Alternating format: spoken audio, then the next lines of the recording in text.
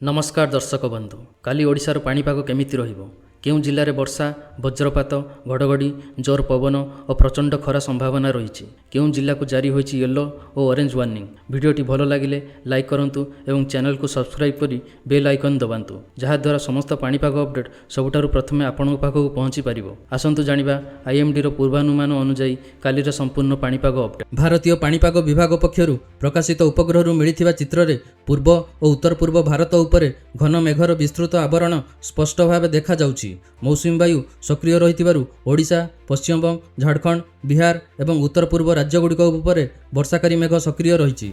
ओडिशा उपरे मध्यमरु घन मेघर आवरण रहिछि। विशेषकर उत्तर उपकूल एवं दक्षिण उपकूल अंचल में वज्रपात सह वर्षा सृष्टि करिपारुथुवा क्यूमुलेसन मेघ विकास होउथुवा संकेत मिलुछि। बंगोपसागर उत्तर पश्चिम अंचल में प्रचुर आर्द्रता और मेघ सक्रिय रहिथिबारु आगामी 24 घंटा मध्य राज्यर विभिन्न अंचल में हालुकारु मध्यम वर्षा सह केतक स्थान में वज्रपात और झटका पवन बहिबार संभावना रही। एही मेघुआ परिस्थिति जोगु दिनर तापमात्रा नियंत्रण में रहिबो किंतु वायुरे आर्द्रता अधिक थिबारु उमस अनुभूत हबो। भारतीय पाणीपाग विभाग अनुसार मौसुमी अक्षरेखा वर्तमान श्री गंगानगर, हिसार, मेरठ, शाहजहानपुर, गोरखपुर, मुजफ्फरपुर दे दक्षिण आसाम पर्यंत विस्तारित रही। यार प्रभाव में ओडिशा रे मौसुमी वर्षा जारी रही। गत 24 घंटा मध्य राज्यर केतक स्थान में हालुकारु मध्यम वर्षा रेकर्ड करा जायछि। सर्वाधिक वर्षा जगतसिंहपुर जिलार अलीपिंगल 3 सेंटीमीटर रेकर्ड होइछि। सेहीपरि बालिकुदा और राजघाट रे 2 सेंटीमीटर वर्षा होइछि। यह छड़ा जगतसिंहपुर, बालेश्वर, मयूरभंज, संबलपुर, पुरी, बरगढ़ और सोनपुर जिलार विभिन्न स्थान में 1 सेंटीमीटर लेखाएं वर्षा रेकर्ड होइछि।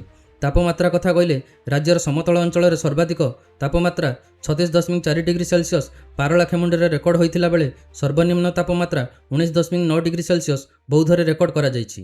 पाणीपाग विभागर सूचना अनुसार राज्य में मौसुमी वर्षार प्रभाव जारी रहिबो। आसंता 24 घंटा मध्य अनेक स्थान में हालुकारु मध्यम वर्षा सह केतक अंचल में वज्रपात और झटका पवनर संभावना रही। चलतु एबे नजर पकाइबा ओडिशार आसंता 13 जुलाईर पाणीपाग स्थिति उपरे। भुवनेश्वर आंचलिक पाणीपाग केन्द्र पक्षरु 13 जुलाई सकाळ 8:30 रु 14 जुलाई सकाळ 8:30 पर्यंत पई जारी होइतिबा वार्निंग अनुसार राज्यर अनेक जिला पई येलो वार्निंग जारी करा जायछि।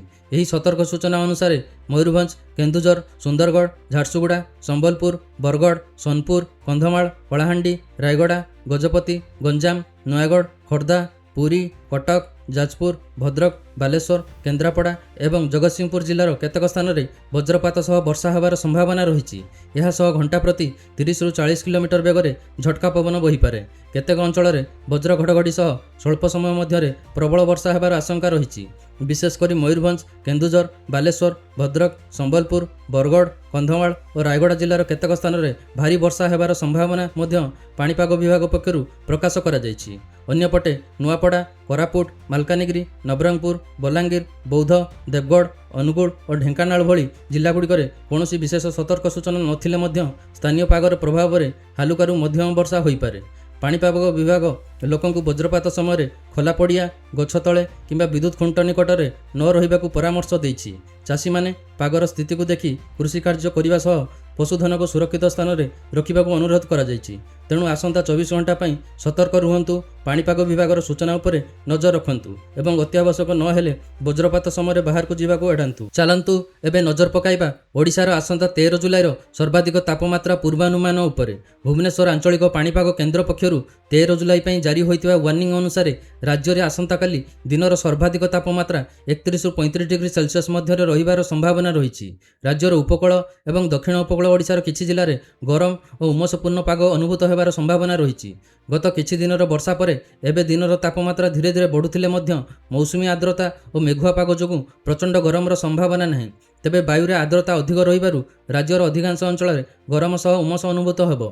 दिनर केतक स्थान में मेघुआ आकाश रहिबा सह अपराह्न बेले स्थानीय मेघ सृष्टि होई हालुका वर्षा किंबा छिटिछाटी वर्षा होइपारे। राजधानी भुवनेश्वर यार आखपाख अंचल में सर्वाधिक तापमात्रा प्राय 35 डिग्री सेल्सियस और सर्वनिम्न तापमात्रा 26 डिग्री सेल्सियस रहीपे।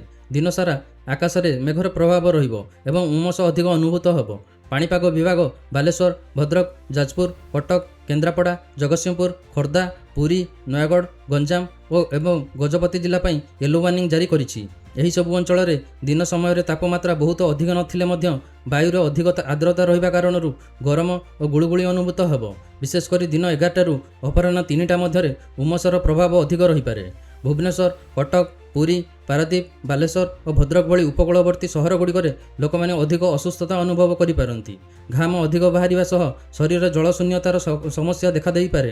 ଅନ୍ୟପଟେ ଉତ୍ତର, ପଶ୍ଚିମ ଓ ଦକ୍ଷିଣ ପଶ୍ଚିମ ଓଡ଼ିଶାର ଅଧିକାଂଶ ଜିଲ୍ଲାରେ କୌଣସି ବିଶେଷ ସତର୍କ ସୂଚନା ନାହିଁ। ତେବେ ସ୍ଥାନୀୟ ପାଗର ପ୍ରଭାବରେ କେତେକ ସ୍ଥାନରେ ମେଘୁଆ ପାଗ ଏବଂ ହାଲୁକା ବର୍ଷା ହୋଇପାରେ। ପାଣିପାଗ ବିଭାଗ ଲୋକମାନଙ୍କୁ ଅତ୍ୟାବଶ୍ୟକ ନଥିଲେ ଦିନର ପ୍ରଖର ଖରାବେଳେ ବାହାରକୁ ନ ଯିବାକୁ ପରାମର୍ଶ ଦେଇଛି। ପର୍ଯ୍ୟାପ୍ତ ପାଣି ପିଅନ୍ତୁ, ହାଲୁକା ପୋଷାକ ପିନ୍ଧନ୍ତୁ ଏବଂ ବୃଦ୍ଧ ଓ ଶିଶୁମାନଙ୍କ ସ୍ୱାସ୍ଥ୍ୟ ପ୍ରତି ବିଶେଷ ଧ୍ୟାନ ଦିଅନ୍ତୁ। ଦର୍ଶକ ବନ୍ଧୁ, ଏହି ଥିଲା ପାଣିପାଗର ସମ୍ପୂର୍ଣ୍ଣ ଅପଡେଟ୍। ସମସ୍ତେ ସତର୍କ ରୁହନ୍ତୁ ଓ ସୁରକ୍ଷିତ ରୁହନ୍ତୁ। ଆପଣଙ୍କ ଜିଲ୍ଲାରେ ପାଣିପାଗ ସ୍ଥିତି କମେଣ୍ଟ କରି ନିଶ୍ଚୟ ଜଣାନ୍ତୁ। ଭିଡ଼ିଓଟି ଯଦି ଭଲ ଲାଗିଥାଏ ତେବେ ଲାଇକ୍, ସେୟାର ଓ ସବସ୍କ୍ରାଇବ୍ କରିଦିଅନ୍ତୁ।